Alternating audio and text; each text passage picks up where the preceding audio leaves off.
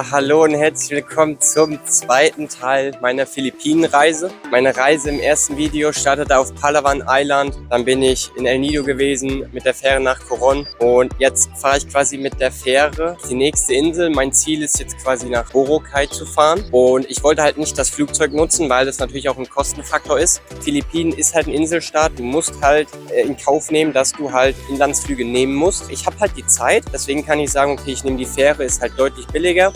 Aber man hat natürlich auch mal 2 Tage eine Reise mit der Fähre. Das ist das, was ich jetzt gemacht habe. Ich musste quasi von Coron nach Mindoro Island hochfahren und dann runter nach Boracay quasi mit 2 Fähren. So, am heutigen Tage wechsle ich wieder die Insel.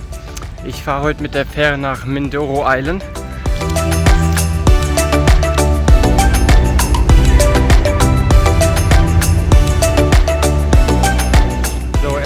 Tuk-Tuk tatsächlich hier.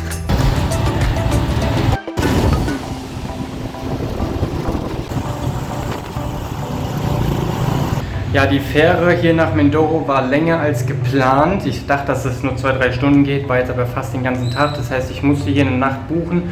Hier ist mal so einen kleinen Vorraum. Hier ist das Schlafzimmer mit Ventilator, das ist ganz praktisch. Und hier ein klassisches Bad in Asien mit Klo und Toilette. So, an dem Tag konnte ich nicht mehr herausfinden, wie ich zu dem Hafen für die nächste Fähre komme, weil der weiter weg lag. Das heißt, ich wusste, ich schläge mich jetzt erstmal schlafen und ich muss morgen früh aufstehen und irgendwie herausfinden, wie ich zur Fähre komme. Glücklicherweise hat dann die von meinem Hostel mich einfach in ein Tuk-Tuk gesetzt. Die haben mich dann zu einer Van-Station gefahren und da fährt halt alle paar Stunden ein Van dann in die Richtung. Die Fahrt ging ungefähr 1 Stunde mit dem Van und ich bin gerade so noch rechtzeitig angekommen, um die 10 Uhr Fähre morgens zu bekommen. Die nächste wäre nämlich erst wieder in 12 Stunden gewesen und so war ich dann endlich auf meinem sicheren Weg Richtung Boracay Island. Also vom großen Schiff angekommen, jetzt geht's ja mit einem kleinen Boot nach Boracay.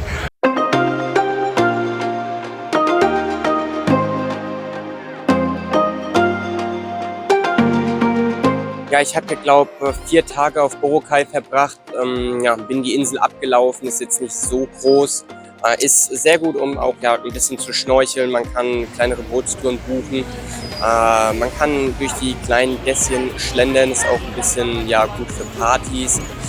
In meinem Hostel war auch sehr social, also man hatte abends Bierpong-Partys gehabt und so, das war ganz cool.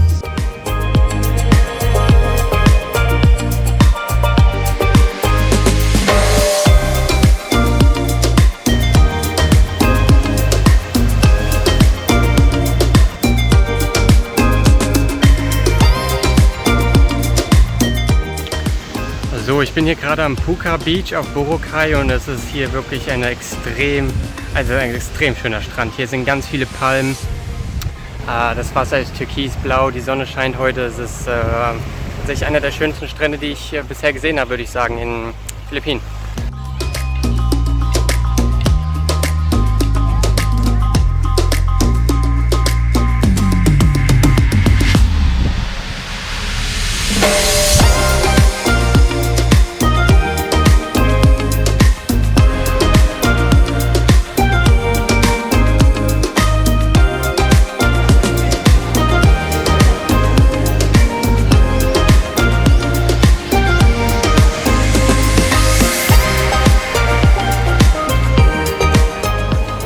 KFC am Strand, ich glaube, jetzt habe ich alles gesehen.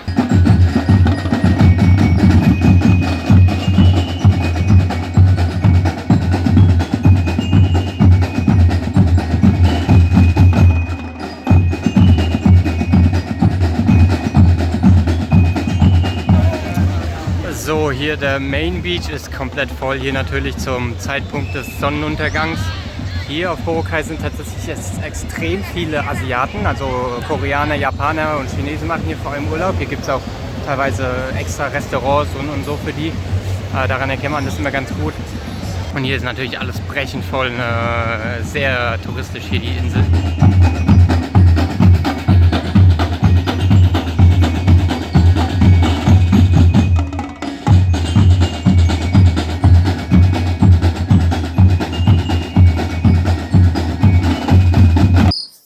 Ja, dann ging es mit dem Flieger nach Bohol.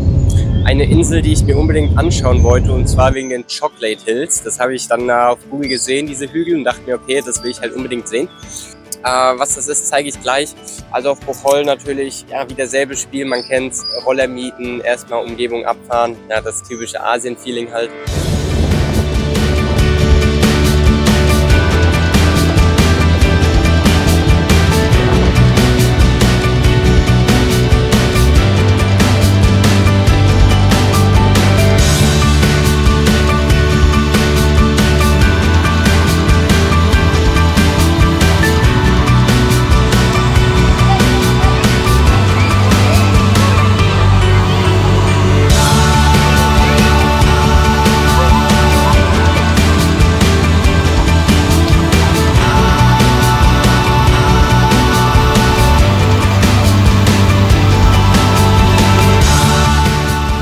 Hier sind schon die ganzen Asiaten mit dem Sonnenschirm da. Das ist auch echt hilfreich, weil es ist brutal heiß. Die Sonne pratzelt richtig. Wir sind jetzt hier bei diesem Monument, bei dem berühmten auf Bocholt, wo man die ganzen Chocolate Hills sehen kann.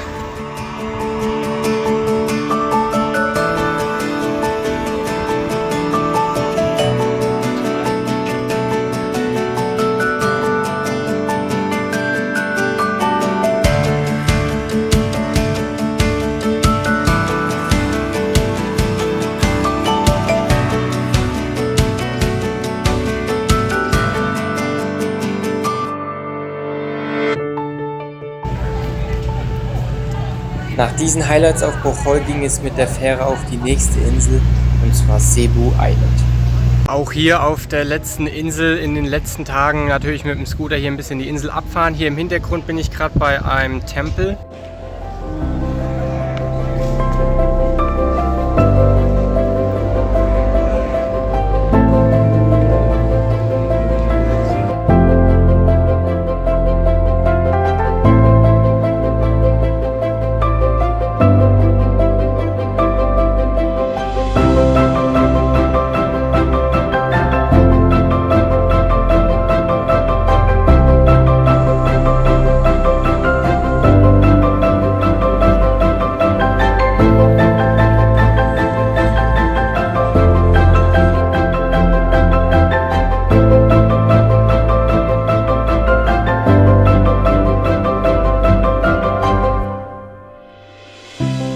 Cebu Island lebt auf jeden Fall auch wieder vom Landesinneren, die unglaublich schönen Berge, Landschaften. Hier war ich zum Beispiel auch auf Osmeña Peak, ein Ort, den ich unbedingt besuchen wollte. Aber auch natürlich auf Cebu Island findet man trotzdem Strände, Wasserfälle, und hier kann man locker mal 4-5 Tage verbringen, um alles abzufahren.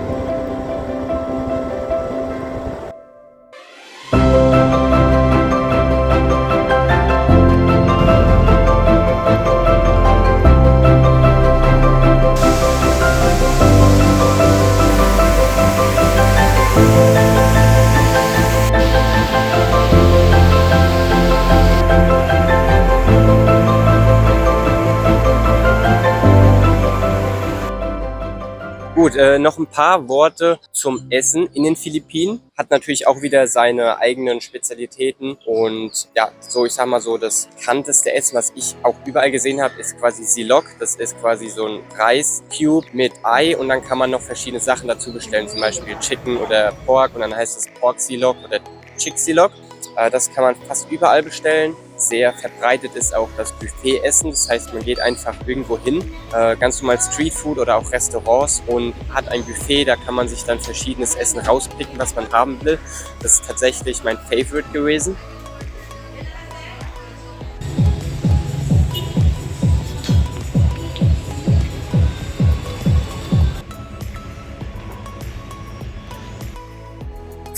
Ich wollte hier gerade schon alles abbauen, aber mir ist noch eingefallen, weil ich hatte es jetzt gar nicht in meinem Skript stehen, der Kostenfaktor. Ich werde jetzt hier noch irgendwo die Kosten einblenden, die ich in den ganzen, es waren jetzt 28 Tage oder 26 Tage, wo ich auf den Philippinen war, noch einblenden. Ja, das waren meine knapp 4 Wochen Reisen auf den Philippinen. Ich werde jetzt hier die Reiseroute nochmal einblenden. Wenn es euch gefallen hat, gebt mir gerne einen Daumen auf dem Video, lasst mir ein Abo auf dem Kanal, das würde mich sehr unterstützen. Wir sehen uns im nächsten Video, und ich würde sagen, Schmidi bleibt on Tour.